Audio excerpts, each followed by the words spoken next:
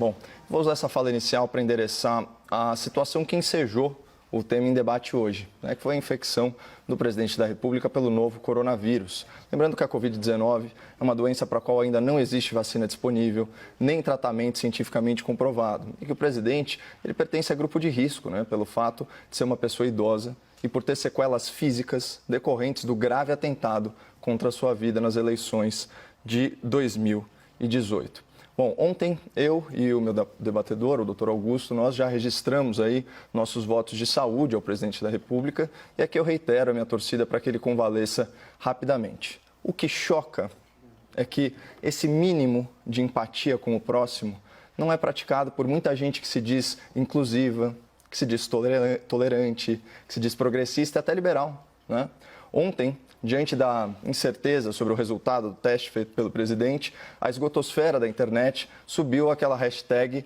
#ForçaCovid, uma torcida mórbida, explícita ou velada pela morte do presidente. Não é de hoje que a rede mundial de computadores se tornou, por assim dizer, o repositório de insatisfações pessoais de gente muito frustrada com a sua própria realidade. E, nesse sentido, eu vejo o Twitter, por exemplo, muito mais como uma terapia em grupo do que como uma rede social. Mas para uma empresa que viola a liberdade de expressão dos seus usuários mais críticos, que censura postagens arbitrariamente e se diz tão preocupada com os tais discursos de ódio, não é estranho que conteúdos desejando a morte de alguém sejam mantidos e ainda promovidos na plataforma? Só um parênteses. Vocês conseguem imaginar o que aconteceria se cidadãos que apoiam o governo publicassem postagens em redes sociais desejando explicitamente a morte dos ministros do STF por Covid? Seria certamente considerado um ataque antidemocrático às instituições. E ai de quem mencionasse os ministros Alexandre de Moraes ou Dias Toffoli. Essa pessoa seria investigada no inquérito ilegal das fake news, seria surpreendida por uma busca e apreensão injustificável, seria enquadrada na Lei de Segurança Nacional, acabaria presa preventivamente e os seus advogados nem teriam acesso aos autos do processo. Mas incitar o ódio contra o presidente da República, desejando a sua morte por escrito, aí pode. Mas enfim, deixemos aí a esquerda e os radicais de centro com o seu ódio do bem, engajados aí nessa corrente virtual pela morte de um homem cujo único crime, até o momento, é pensar diferente deles. No fundo, sim, sua grande maioria, os participantes desse movimento Força Covid são inocentes úteis, tocados aí como gado pelo berrante da internet, que, diga-se de passagem, funciona em qualquer pastagem ideológica. O que realmente preocupa não são as manifestações das pessoas, são as manifestações do assim chamado quarto poder, a mídia. Parafraseando aqui Roosevelt, hoje, 7 de julho de 2020, é uma data que viverá na infâmia para o jornalismo brasileiro.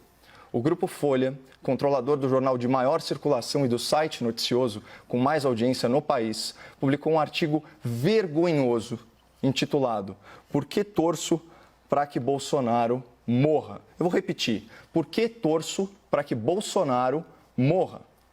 Eu vou omitir do espectador da CNN o nome do autor desse artigo, por 2 motivos.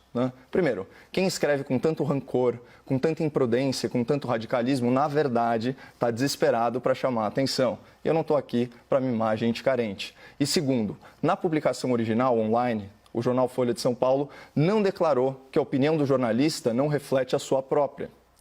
E o autor atua como editorialista do periódico, isso já há muitos anos. Portanto, a crítica é essencialmente à empresa que usa o seu vasto poder econômico para fazer militância partidária de muito baixo nível, como o espectador pode atestar em trechos dessa ode ao ódio político publicada hoje na Folha. Vou ler isso aqui para vocês. Abre aspas. Jair Bolsonaro está com Covid-19.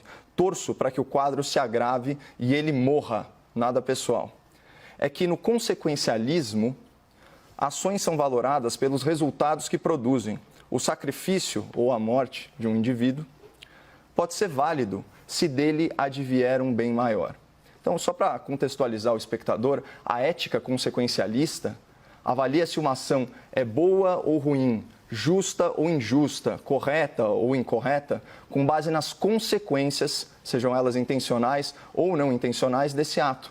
Ou seja, numa interpretação vulgar, mesmo um crime pode se tornar um ato virtuoso, dependendo dos resultados que ele produz.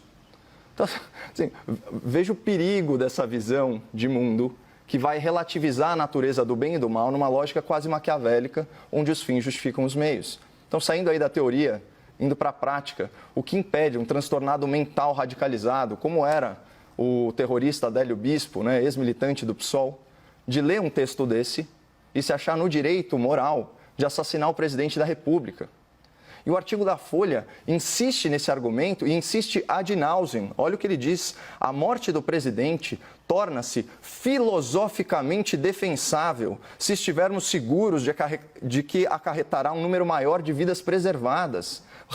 Vou repetir: a morte do presidente torna-se filosoficamente defensável.